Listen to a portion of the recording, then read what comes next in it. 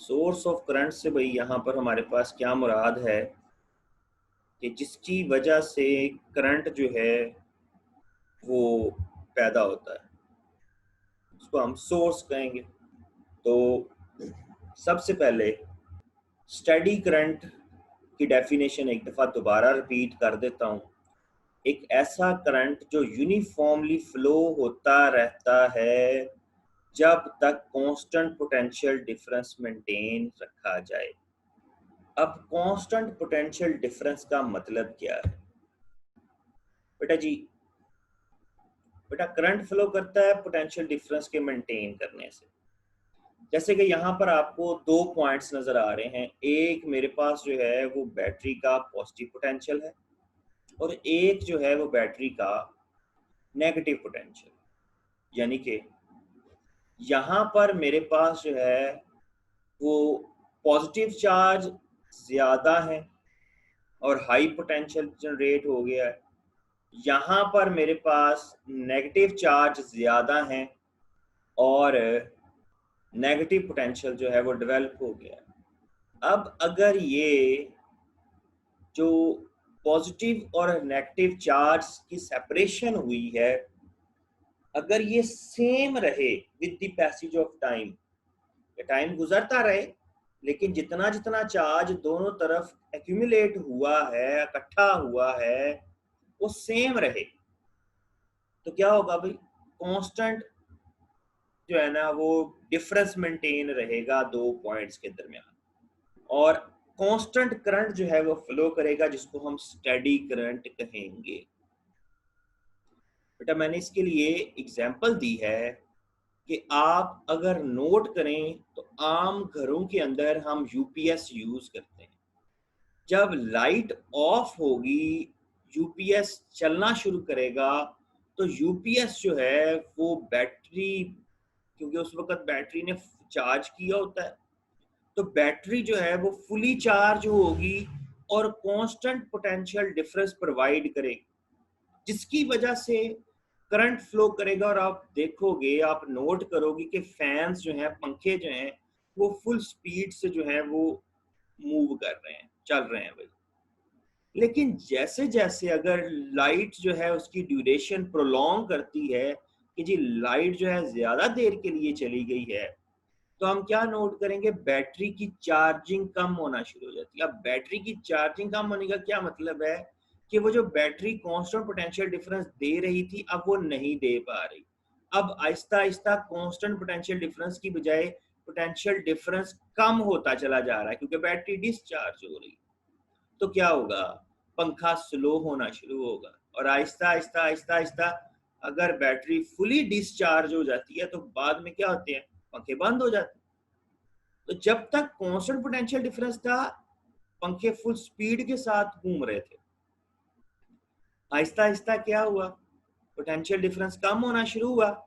क्या होगा? करंट का फ्लो कम होना शुरू होगा और आहिस्ता आहिस्ता करंट स्टेडी नहीं रहेगा और जो है ना एक वक्त आएगा जब पोटेंशियल डिफरेंस खत्म हो जाएगा, कोई डिफरेंस नहीं रहेगा, बिल्कुल बैटरी डिस्चार्ज हो जाएगी, तो जो है ना हमारे पास क्या होगा? पंखे रुक जाएंगे। ऐसे ही बेटा जी कैपेसिटर के केस में होता है। कैपेसिटर स्टार्ट में क्या होता है? जब आप उसको चार्ज कर लेते हैं तो वो फुली चार्ज हो गया। अब वो फुली जब चार्ज है तो वो कांस्टेंट पोटेंशियल डिफरेंस दे सकता है, लेकिन with the passage of time क्या होगा? कैपेसिटर डिस्चार्ज होना शुरू हो जाए। जब कैपेसिटर डिस्चार्ज होगा तो उसकी प्लेट्स के दरमियान जो पोटेंशियल डिफरेंस है वो कम होना शुरू हो जाएगा। तो जो करंट का फ्लो है उस पोटेंशियल डिफरेंस की वजह से वो क्या होगा भाई? वो भी कम होना शुरू हो जाएगा, तो स्टेडी करंट नहीं रहता। तो अगर आपने यूनिफॉर्मली आप चाहते हो कि जी किसी रीजन में से करंट फ्लो होता रहे, तो आपने क्या करना होता है? पोटेंशियल डिफरेंस मेंटेन करना होता है। अब बेटा ये जो आपको आपके सामने जो है ना वो सेल नजर आ रहा है, ठीक है जी, ये हमारे पास सेल है। अगर आप इस सेल को देखो तो इसमें केमिकल रिएक्शंस होते हैं जिससे पॉजिटिव चार्जेस और नेगेटिव चार्जेस को सेपरेट आउट किया जाता है। अब इसमें जब पॉजिटिव और नेगेटिव चार्जेस सेपरेट हो जाते हैं, करंट फ्लो करता है, तो with the passage of time जो इसके अंदर जो मटेरियल है वो क्या होना शुरू हो जाएगा? वो डाई आउट होना शुरू हो जाएगा। डाई आउट का क्या मतलब है, अंदर जो केमिकल रिएक्शंस करने वाला मटेरियल है वो खत्म हो जाएगा, तो इन चार्जेस को सेपरेट करने की ताकत नहीं रहेगी। तो क्या होगा, ये बैटरी हम कहते हैं डेड हो गई है, खराब हो गई, अब इसको चेंज कर दो भाई, क्योंकि अब ये पोटेंशियल डिफरेंस को मेंटेन करने की सलाहियत नहीं रखती है। तो एनर्जी सोर्सेज जो हैं, जितने भी हमारे पास एनर्जी सोर्सेज हैं इन जनरल नॉन इलेक्ट्रिकल होते हैं। अब नॉन इलेक्ट्रिकल का क्या मतलब है कि ये non electrical form of energy को इलेक्ट्रिकल एनर्जी में कन्वर्ट करते हैं। नॉन इलेक्ट्रिकल से क्या मतलब है, जैसे कि सेल जो है, आम सेल जो आप यूज करते हो जो है वॉचेस में या और जो है ना टॉयज में, खिलौनों में इस्तेमाल किए जाते हैं और कहीं जगह पर, तो भाई वो क्या करते हैं, वो केमिकल एनर्जी को कन्वर्ट करते हैं इलेक्ट्रिकल एनर्जी में। सेल दो किस्म के होते हैं, प्राइमरी सेल और सेकेंडरी सेल। प्राइमरी सेल ऐसे जिनको हम चार्ज नहीं कर सकते, एक दफा यूज कर लिया, जैसे आम जो हमारे पास सेल जो हम खिलौनों में यूज करते हैं या घड़ियों में यूज करते हैं, वो प्राइमरी सेल है जिनको हम चार्ज नहीं कर सकते। आपने यूज कर लिया, जब यूज कर लोगे तो उनको बस वो डिस्पोजेबल है, उन्हें आप जो है ना वो डिस्पोज ऑफ कर सकते हो। लेकिन सेकेंडरी सेल कौन से होते हैं, ऐसे सेल जिनको हम चार्ज कर सकते हैं बार बार। ये बेटा ये थोड़े अच्छी क्वालिटी के सेल होते हैं जो कि कैमरास के अंदर और मुख्तलिफ जगह पर इस्तेमाल होते हैं, जिनको आप जो है ना बार बार चार्ज कर सकते हो। और इसमें होता क्या है, इसमें सेल के अंदर केमिकल रिएक्शंस हो रहे होते हैं, और वो जो केमिकल रिएक्शंस हैं वो इलेक्ट्रिकल एनर्जी को जनरेट करते हैं। इसके बाद इलेक्ट्रिक जनरेटर्स, ये हम चैप्टर नंबर 15 में कंप्लीट जाके पढ़ेंगे, जनरेटर क्या होता है, कैसे काम करता है। और जनरेटर्स जो हैं वो मैकेनिकल एनर्जी को इलेक्ट्रिकल एनर्जी में कन्वर्ट करते हैं। जनरेटर के अंदर कॉइल होता है, कॉइल रोटेट करेगा, रोटेशन यानी कि मैकेनिकल एनर्जी, उसकी रोटेशन से जो है वो इलेक्ट्रिसिटी भाई जनरेट होगी। नेक्स्ट है हमारे पास थर्मोकपल्स। थर्मोकपल जो है वो हीट एनर्जी को इलेक्ट्रिकल एनर्जी में कन्वर्ट करते हैं। अब थर्मोकपल क्या होता है बेटा, ये जो सेटअप है ये थर्मोकपल का सेटअप है। इसमें हमारे पास दो डिफरेंट किस्म की वायर्स होती हैं, वायर ए और वायर बी। इनको हम ज्वाइन करके जो है वो हीट प्रोवाइड करना शुरू कर देते हैं, गर्म करना शुरू कर देते हैं। ठीक है, अब एक रीजन जहां पर ये आपने ज्वाइन किया हुआ जो जंक्शन है उसको आप गर्म कर रहे हो, जबकि दूसरी तरफ जो दोनों तरफ हैं उन दोनों वायर्स की वो ठंडी है। तो क्या होगा, इस गर्म और ठंडे के डिफरेंस की वजह से हॉट जंक्शन और कूल्ड जो जंक्शंस हैं, इनमें एक तरफ हीट बहुत ज्यादा है, दूसरी तरफ ठंडक बहुत ज्यादा है।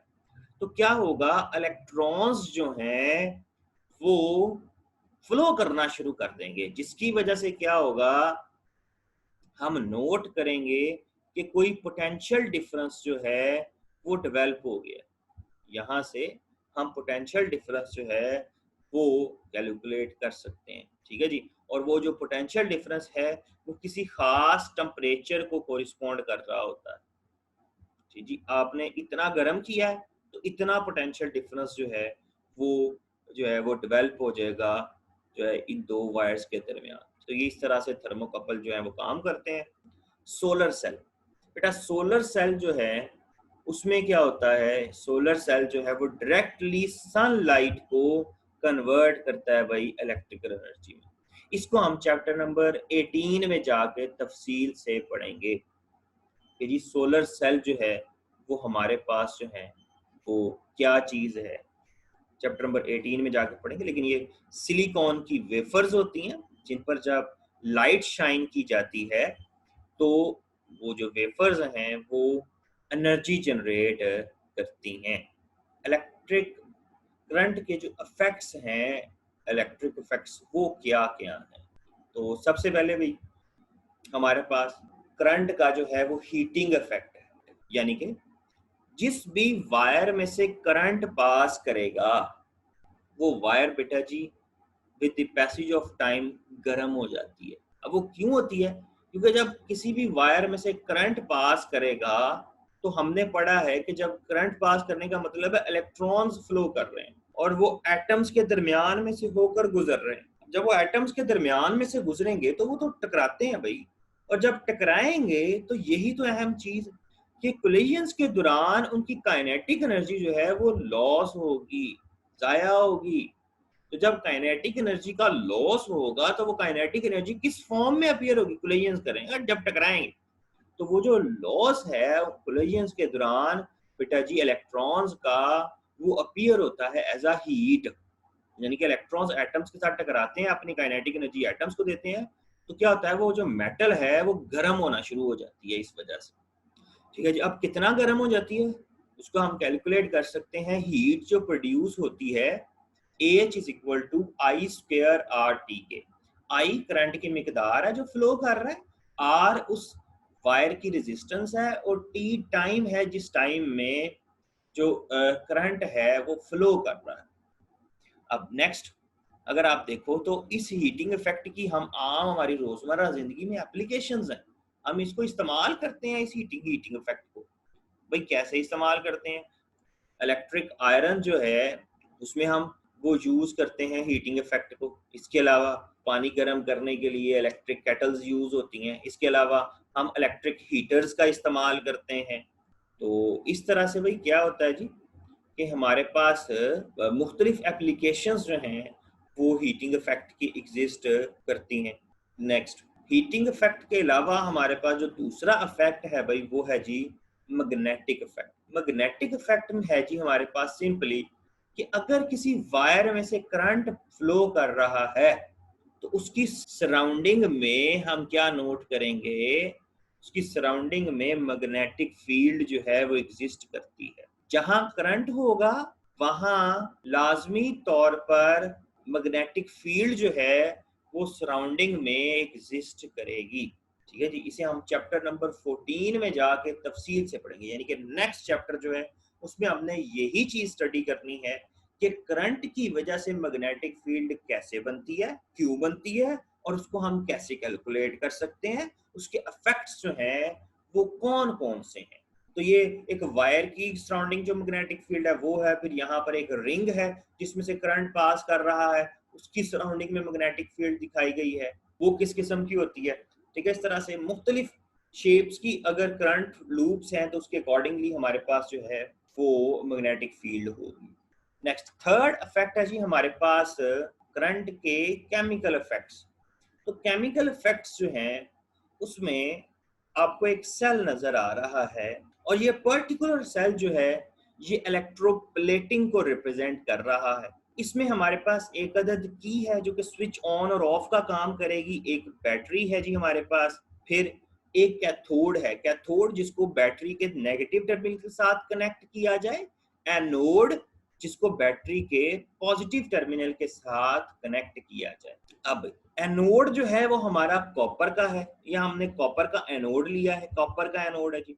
और एक मेटेलिक स्पून है जिसके ऊपर आप इलेक्ट्रोप्लेटिंग करना चाहते हो कॉपर की एक बारीक लेयर जो है वो हम इस स्पून के ऊपर जो है वो डिपॉजिट करवाना चाहते हैं। अब केमिकली ये प्रोसेस कैसे होगा? सबसे पहले इलेक्ट्रोलाइसिस किसे कहते हैं बेटा जी? इलेक्ट्रोलाइसिस जो है वो प्रोसेस है जिसकी वजह से करंट जो है वो फ्लो करता है किसी भी सॉल्यूशन में से। अब ये हमने सॉल्यूशन लिया हुआ है इस ये सेल के अंदर, ये जो बर्तन है इसमें कौन सा सॉल्यूशन लिया जी? कॉपर सल्फेट का सॉल्यूशन लिया है। अब कॉपर सल्फेट का सॉल्यूशन है तो इसका मतलब है यहाँ पर दो किस्म के आयन एग्जिस्ट करते हैं इस सॉल्यूशन में। एक हमारे पास कॉपर आयन है Cu+2, और दूसरा हमारे पास यहाँ पे सल्फेट आयन है SO4-2। और ये एनोड हमारा जो है वो कौन सा है भाई? ये कॉपर का एनोड है। कोई भी ऐसा सॉल्यूशन जिसमें से करंट फ्लो कर सके उसे हम इलेक्ट्रोलाइट कहते हैं, और करंट का फ्लो करना किसी इलेक्ट्रोलाइट में से वो जो प्रोसेस है उसको हम इलेक्ट्रोलाइसिस कहते हैं। यहाँ पे कॉपर सल्फेट का जो सॉल्यूशन है वो इलेक्ट्रोलाइट है, और वोल्टामीटर वो बर्तन है जिस बर्तन में ये केमिकल रिएक्शन जो है वो होगा वो हमारे पास वोल्टामीटर कहलाएगा। यानी कि ये जो सिस्टम पूरा बन गया, ये वोल्टामीटर बन गया है हमारे पास। अब इलेक्ट्रोप्लेटिंग होती किस तरह से है कि इस सॉल्यूशन में यहाँ पर हमारे पास जो है वो कॉपर आयन भी हैं और इसके साथ साथ जो है हमारे पास सल्फेट आयन भी हैं। ठीक है जी। अब कॉपर आयन भी हैं और सल्फेट आयन भी हैं। सल्फेट पे नेगेटिव चार्ज है और कॉपर पे हमारे पास जो है वो पॉजिटिव चार्ज। तो सबसे पहले प्रोसेस शुरू होगा कॉपर से। कॉपर जो है वो जिसके ऊपर पॉजिटिव चार्ज है वो कैथोड पर जाएगा जिस पे नेगेटिव चार्ज, और वहां पर जाकर 2 इलेक्ट्रॉन रिसीव करेगा। यानी कि कैथोड पे जाता है कॉपर और कॉपर जो है कैथोड से 2 इलेक्ट्रॉन लेता है। और ये कॉपर आयन की बात कर रहा हूँ, कॉपर आयन गया 2 इलेक्ट्रॉन लिए उसने और कॉपर की फॉर्म में वो डिपॉजिट हो जाता है चम्मच के ऊपर, स्पून के ऊपर डिपॉजिट हो गया। यानी कि कॉपर जुड़ जाता है किसके साथ, स्पून के साथ, चम्मच के साथ जुड़ गया। अब हुआ ये कि 2 इलेक्ट्रॉन, पहली बात है वो यहां से कैथोड से ले लिए गए हैं। अब वो 2 इलेक्ट्रॉन किसने लिए हैं, कॉपर आयन ने, वो डिपॉजिट हो गया है स्पून पे।